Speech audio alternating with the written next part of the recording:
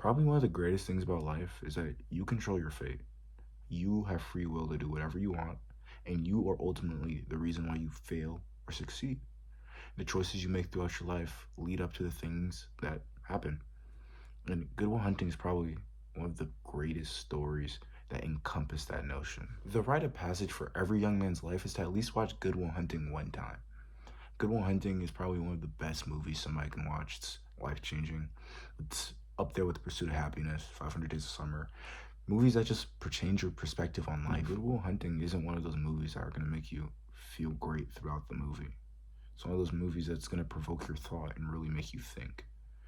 I really enjoyed Good Will Hunting, and I hope you guys enjoy this video of my analysis of Good Will Hunting.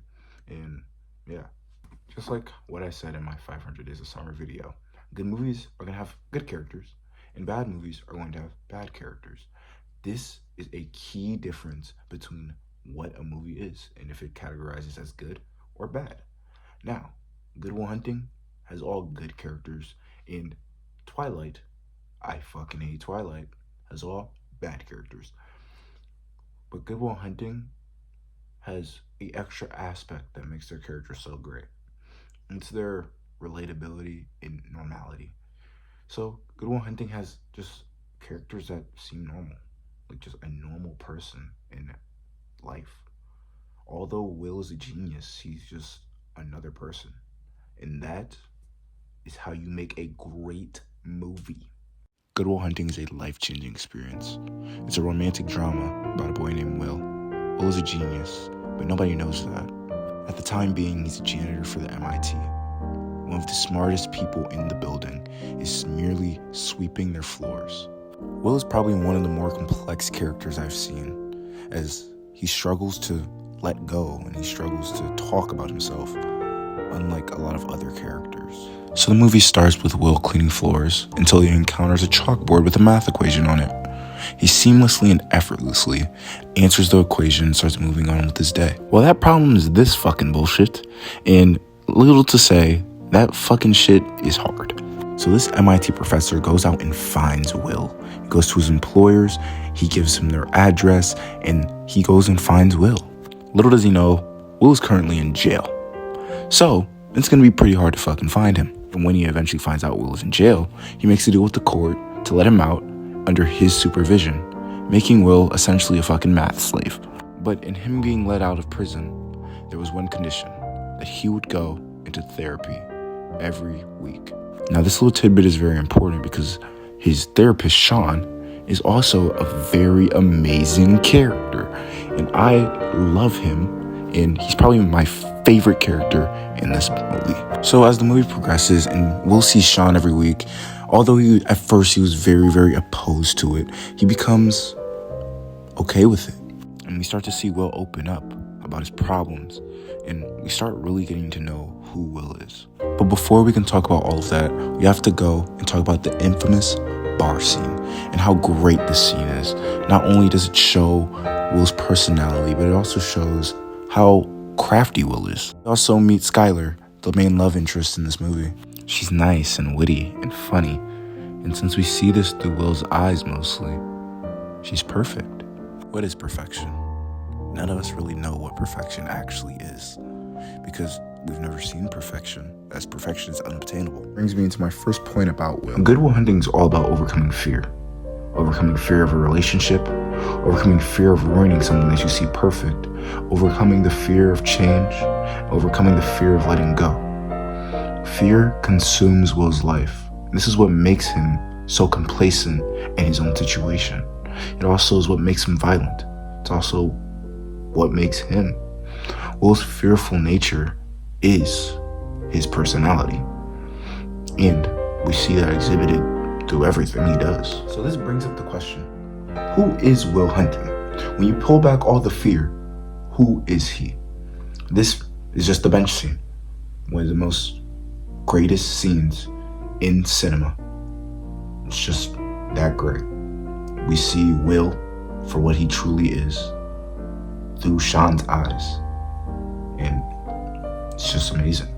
In this scene, all Sean does is outline the things that Will doesn't know and break him down as a man, as he was broken down by Will. This is something that Will's never experienced before. Will's always been the smartest man in the room, always been able to break somebody down with his words, but never been on the opposite side of that spectrum. This is awakening for Will, and probably what changes him and what gets him to listen to Sean. Thought about what you said to me the other day about my painting. Stayed up half the night thinking about it. Something occurred to me. I fell into a deep, peaceful sleep and haven't thought about you since. You know what occurred to me? No. You're just a kid. The first thing Sean does in order to get Will to listen to him is refer to him as a kid. This word has a lot of power to Will. As somebody who's always been the smartest person in the room, he's always seen himself as somebody bigger, someone better. But he's not. To Sean, he's just a kid. And this breaks down his big man persona, his big man, masculine, his big... You don't have the faintest idea what you're talking about. Why, thank you. It's all right. You've never been out of Boston. Nope. So if I asked you about art, you'd probably give me the skinny on every art book ever written. Michelangelo. You know a lot about him. Life's work, political aspirations, him and the Pope, sexual orientation, the whole works, right? I bet you can't tell me what it smells like in the Sistine Chapel. You've never actually stood there and looked up at that beautiful ceiling. And with that word never, he's just outlining what Will has never done. Making him not know things is probably one of the biggest things to Will, as somebody who thinks he knows everything. Seen that. If I ask you about women, you'd probably give me a syllabus of your personal favorites. You may have even been laid a few times.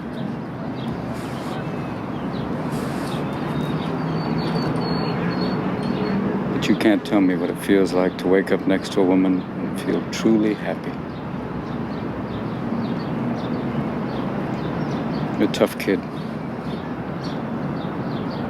I ask you about war, you'd probably throw Shakespeare at me, right? Once more into the breach, dear friends. But you've never been near one. You've never held your best friend's head in your lap and watch him gasp his last breath looking to you for help. I ask you about love, you'd probably quote me a sonnet. But you've never looked at a woman and been totally vulnerable. Known someone that could level you with her eyes. Feeling like God put an angel on earth just for you. Who could rescue you from the depths of hell. And you wouldn't know what it's like to be her angel. To have that love for her be there forever. Through anything. Through cancer. And you would know about sleeping sitting up in a hospital room for 2 months holding her hand because the doctors could see in your eyes that the terms visiting hours don't apply to you. You don't know about real loss, because that only occurs when you love something more than you love yourself. I doubt you've ever dared to love anybody that much. That right there hits so heavy. Simply look at Will's face. Matt Damon's acting was phenomenal in this movie, by the way. But just simply look at Will's face. How hard he's listening and how much every word is feeling that weight. Will knows Sean is right about him. That his shallow persona is not who he is. And that who he says he is far from it. Will at his roots is just a scared kid that doesn't know what to do. Someone who was consumed by his past pain, struggling to let that stuff go. Struggling to make bonds and break bonds and truly better himself because he fears what is coming. I look at you, I don't see an intelligent, confident man. I see a cocky, scared, shitless kid. But you're a genius, Will. No one denies that. No one could possibly understand the depths of you. This is probably the most powerful thing Sean says in the entire monologue. But you're a genius, Will. No one could dare understand the likes of you. Using the word genius as an attack word instead of a compliment. Something Will has been accustomed to. With the math professor, he's been pampered. He's been glazed, even if that's a good word to use. Always getting the word genius wrapped with him. But Sean's using it in a different light. But you presume to know everything about me because you saw a painting of mine. You ripped my fucking life apart. You're an orphan, right?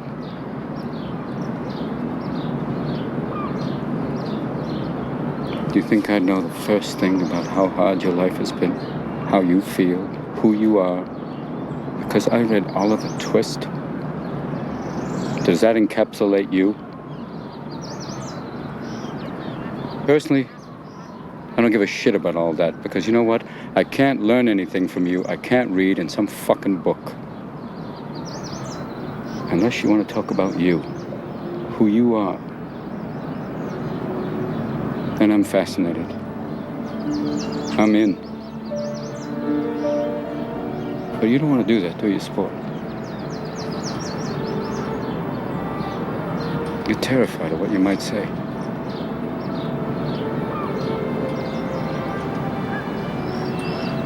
Your move, Chief.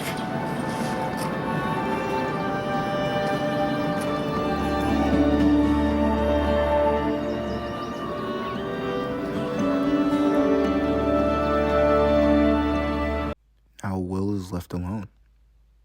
Alone to think about what Sean just said. The pipe bomb that Sean just dropped on him. All alone.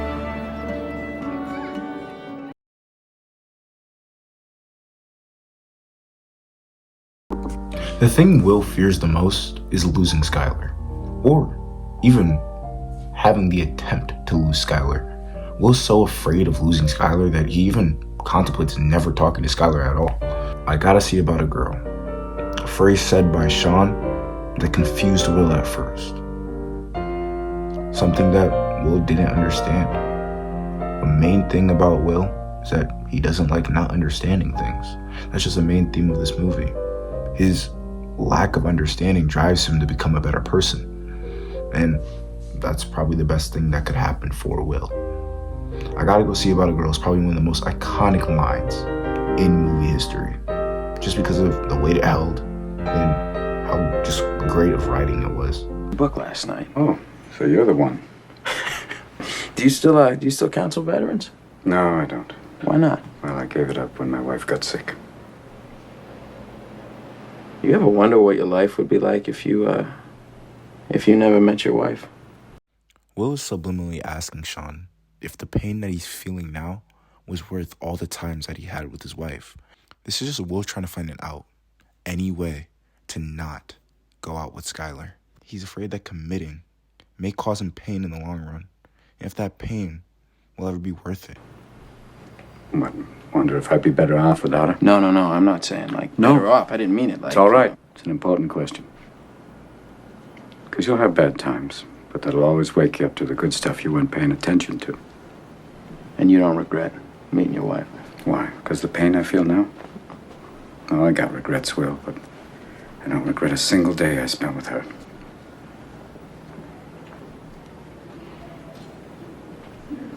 So when did you know, that she was the one for you? October 21st, 1975. Jesus Christ, you know the fucking day? Oh, yeah. Because it was Game 6 of the World Series. Biggest game in Red Sox history. Yeah, sure. My friends and I had slept out on the sidewalk all night to get tickets. You got tickets? Yep. Day of the game, we're sitting in a bar waiting for the game to start, and in walks this girl. It was an amazing game, though. Bottom of the 8th, Carbo tied it up. It was 6-6. It went to 12. Bottom of the 12th, in stepped Carlton Fisk. Old Pudge. Steps up to the plate. He's got that weird stance. Yeah. And then, boom! He clocks it, High fly ball on the left field line. 35,000 people on their feet, yelling at the ball, but that's nothing because Fisk, he's waving at the ball like a madman. He's going, get over! Get over! Get over! And then it hits a foul pole. Oh, he goes apeshit, and 35,000 fans, they charge the field, Yeah, and he's fucking blowing up. He's like, going, get on the... Get away! Get away! I can't fucking believe you had tickets to that fucking game. Yeah. Did you rush the field? No, I didn't rush the fucking field. I wasn't there. What? No, I was in a bar having a drink with my future wife. You missed Pudge Fist's home run? Oh, yeah. To have a fucking drink with some lady you never met? Yeah, but you should have seen her. She was a stunner. I don't care if Oh, fucking... no, she lit up the room. I don't care if Helena Troy walks into the room. Helena That's game Troy. 6. Oh, my God. And who are these fucking friends of yours? They let you get away with that? They had to. What did you say to them? I just slid my ticket across the table and I said, sorry, guys, I gotta see about a girl. I gotta go see about a girl? Yeah. That's what you said? I had- And they let you get away with that? Oh, yeah, they saw in my eyes that I meant it. You're kidding me. No, I'm not kidding you, Will. That's why I'm not talking right now about some girl I saw at a bar 20 years ago and how I always regretted not going over and talking to her. I don't regret the 18 years I was married to Nancy. I don't regret the 6 years I had to give up counseling when she got sick. And I don't regret the last years when she got really sick. And I sure as hell don't regret missing a damn game. That's regret.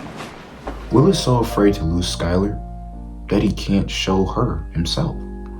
It's just showed through session 4 with Sean about how he feels that she's so perfect that if he tells her about himself or if he tries to go on a second date with her, he'll lose her. And that perfection that he ever so desperately seeks will be gone.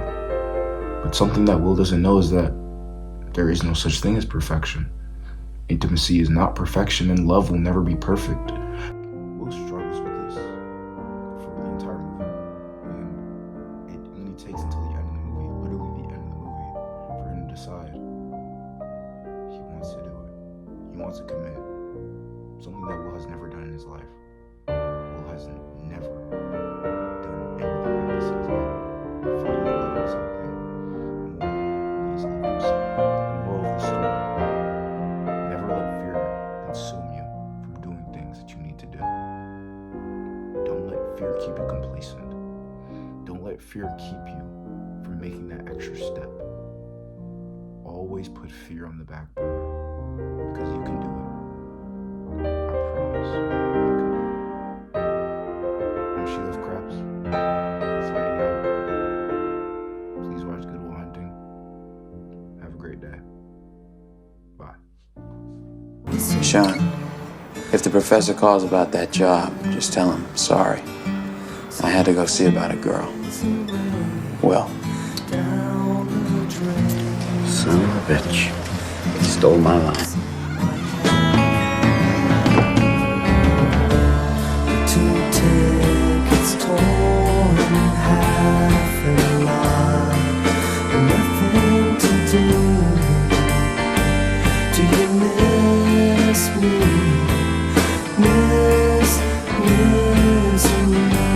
Like you said